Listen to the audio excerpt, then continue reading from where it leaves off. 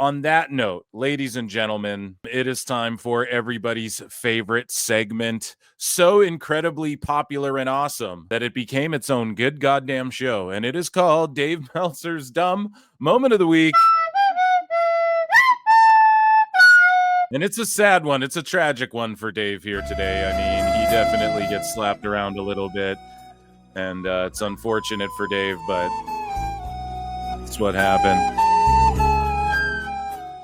Dave Meltzer, boy, oh boy, do we have quite a bit to get to. We'll kick things off with a star rating. He gave Io Sky versus Mayu Iwatani at Marigold Grand Destiny 4 stars. It was in Japan, so it got a 1.5 stars more than most women's wrestling, Brian. I'm on one today. But none of it matters, right? So earlier we talked about how Io Sky and Mayu Iwatani at Marigold Grand Destiny got 4 stars, right? And update. So there was an update. Dave had to update everybody. And he goes, the rating for the match is 4.5 stars rather than 4 stars. Does it really matter? I don't know. Me neither, dude. Oh my God. It's the greatest thing I've ever seen. Oh, it's so funny. So he goes, the Io Sky versus Mayu Iwatani match actually got a 4.5 star rating. Which is what was shown in the PDF version. The web version has been updated to reflect the change. So a misprint, I guess, on his star rating there. But he had to quickly stop the press. Everybody, alert. Hichisero, Io Sky and Mayu Iwatani, Brian, 4.5 stars, not 4. That's awesome. And speaking of that Halloween SmackDown and the GOAT, right? Meltzer said, what goes, Halloween SmackDown stood no chance against the freeform showing of Hocus Pocus. So if you guys remember, right? Dynamite Dave posts this on Halloween. Dynamite did 459K against the World Series, was 4th in the time slot behind NBA on ESPN, Fox News, and a movie on Freeform. A movie on Freeform, dude. And then so Meltzer said what looked on Halloween SmackDown was up against Hocus Pocus 2 on Freeform. So oh, you gotta love it, dude. It's a big draw, that movie. Dave Meltzer gets buried by Rusev. You know, Rusev throws shots at dirt sheets about him refusing to lose matches in AEW. Rusev was accused of, he didn't want to lose in AEW. Then he goes to WWE, and now they're talking about Rusev's lost more matches in WWE than he did AEW. And Dave tried to use that as a victory lap. I sure told him, see, should have stayed in AEW and did jobs there. Because you lost even more in WWE than you would. Meanwhile, let's say he was booked equally in AEW, Dave. You're just fantasizing a world where he could have lost. Dave's doing a fucking imaginary. Yeah, he didn't lose because he didn't wrestle in AEW. So what the fuck you talking? He's wrestling all the time. He's wrestling at NXT house shows now, helping get guys over. So yeah. So are you imagining a world where he wrestled equally the amount of matches in AEW that he did in WWE? Okay, how do we know he wouldn't have lost all those matches? Too, we don't fucking know. We don't know if they were calling him to lose all the time, and that's why he never fucking worked, because he was no. I don't fucking know, Dave. But he goes, so Dave tried to use that as a victory lap, though. As oh, I sure showed them, right? You're losing more. Meanwhile, it just blows up in Dave's face. No, he's willing to lose. And Dave's I remember when I wrote he had a knee injury, he said I was lying, then started wrestling with a giant knee brace on. So I don't know. There's an argument somebody found an image of Rusev, and Niccolo Piccolo's I'll raise the stakes. Show me proof of this giant knee brace, and I'll believe the Tooth Fairy, Bigfoot, and your pay-per-view numbers in that order. And so Dave would have to come more specific, what year and time and place, right? But people found Miro had a big bandaged leg, and that is a fact. So I don't know if that's what Dave was alluding to. Again, he won't respond to Nick, so it's just unfortunate.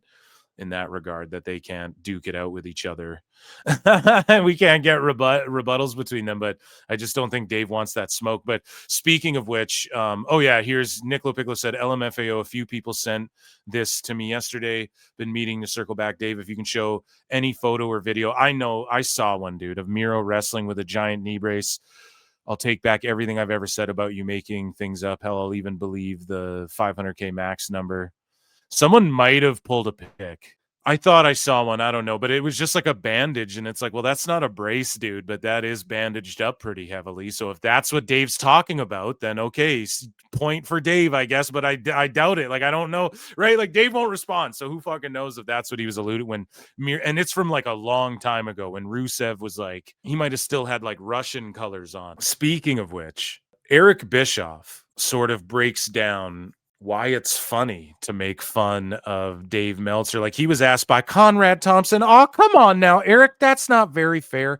I'm sure, chat me up about how if you and I and Dave Meltzer went and had a beer together, you could save 10% on my website, but also you wouldn't have a fucking tan at Starrcade 97. No.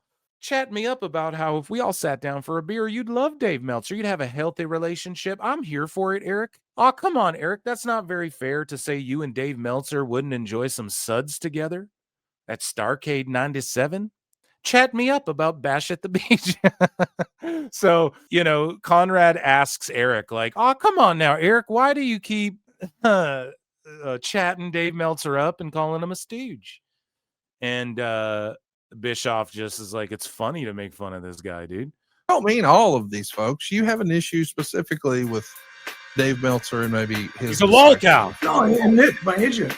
In fact, the reason that I was motivated to write that, to post that tweet, was because Nick had posted something earlier on that was really astute. It was a great observation. Nick's got a really good handle on what's going on at WB and all the potential ramifications of that. And Nick is a perfect example of someone. He's in the entertainment business. He's a lawyer that happens to be an agent that's in the entertainment business and represents some of the top stars in WWE. So to think that Nick doesn't have an inside track to a lot of things that are going on that we as fans, even though you and I both have friends in WWE, he's got information I don't have. Right. It's a part of his business. And there are more and more people like that coming forward to the industry. Shook ones. In the internet wrestling. Scared to death. That are bringing valid, credible information and knowledge. No such thing as halfway crooks. Sharing it freely. He's not even charging $14. Hey, numerous ways you can choose to earn funds. A lot of great information. Are people that do their best to bring you credible, accurate information and leave their personal weirdness out of it.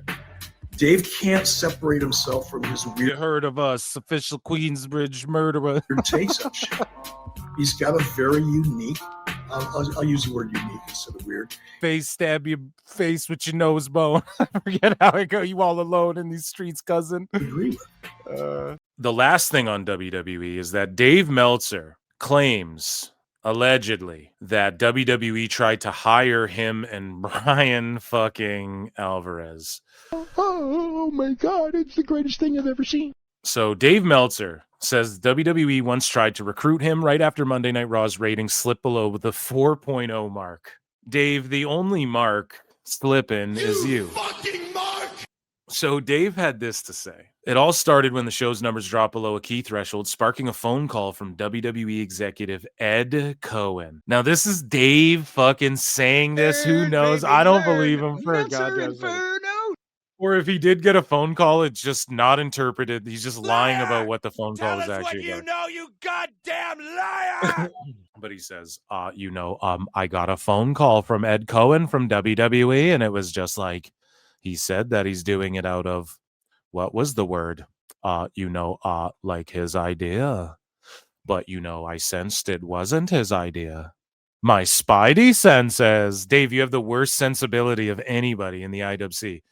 And he's like, really pitching me and everything. I was like, nah, not interested at all. I had none.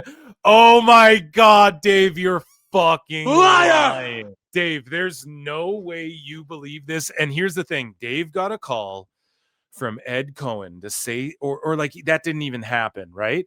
But it was like something unrelated, but he's just adding this extra, like, oh, well, I had this feeling. And he doesn't even say what he said, Ed Cohen. And it was just like, he said that he's doing it out of, what was the word? Like his idea. But I sensed it wasn't his idea. And he's really pitching me and everything. I was like, nah, not interested at all. I had none. Bro, you're fucking lying, Dave. You wish you were there booking fucking WWE. I shot it down immediately. I wanted to be a sports writer. People go, oh, you wanted to be a booker? Well, you wanted to be a pro wrestler? Never wanted to be any of those things. I wanted to be a writer, so I did that. Here's the thing. Liar! You guys remember when Ole Anderson like destroyed Dave Meltzer and said to him, like, bro, you think you'd be a good booker? Why don't you book them? And Dave went, well, I wouldn't be a good one now. Not in this era. Not in this era anyways. And it's like, okay, so Dave, you're insinuating that you would have been a good fucking booker then in like another era? Okay, well, here's an era where they're calling you allegedly, but you're fucking lying. Bro. You're lying. You sure about that? And they gave you the opportunity and you're like, no, I'm a sports writer. Bro, you don't write about sports. You don't write about sports. You get told fucking pay-per-view buys and ticket sales from UFC, from MMA and shit.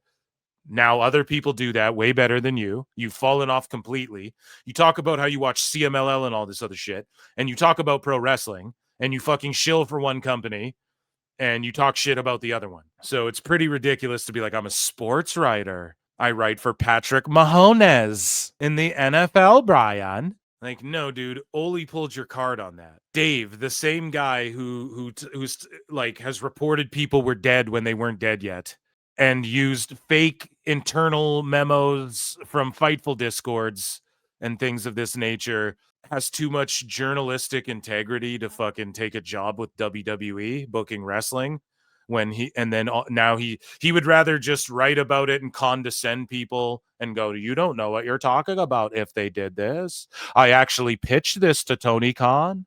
I said they should do this. I pushed for this, but they didn't do that. They didn't choose to do my idea. Tony Khan calling him on the phone. And now he's just lying and saying he had the chance to work for WWE. You're a fucking liar. Just in, bro. We have confirmed that Dave Meltzer fears PWT and flutes. They came to me and it was like they thought he was really funny and creative. I pitched it to Brian and he couldn't. So Brian, bro, they don't fucking Brian Alvarez. Basically didn't think he could last a week there and probably couldn't. So I went and pitched it to Brian. They came to me and it was like they thought he was really funny and creative. What is he talking about? Where does he even say what they pitched to him to? He just says he got a call. He's not saying like, well, they called me and pitched, like, join creative, join the writing team, work for us and shill our news for us. Like, what did they pitch you? What did they pitch you, Dave? You're just making up a fucking story. Jesus Christ. That's crazy to even fucking say that. He lost his goddamn mind. He absolutely lost his fucking mind. And that, ladies and gentlemen, was Dave Meltzer's Dumb Moment of the Week. Let's go. Just in, we have confirmed that Dave Meltzer fears PWT and flutes.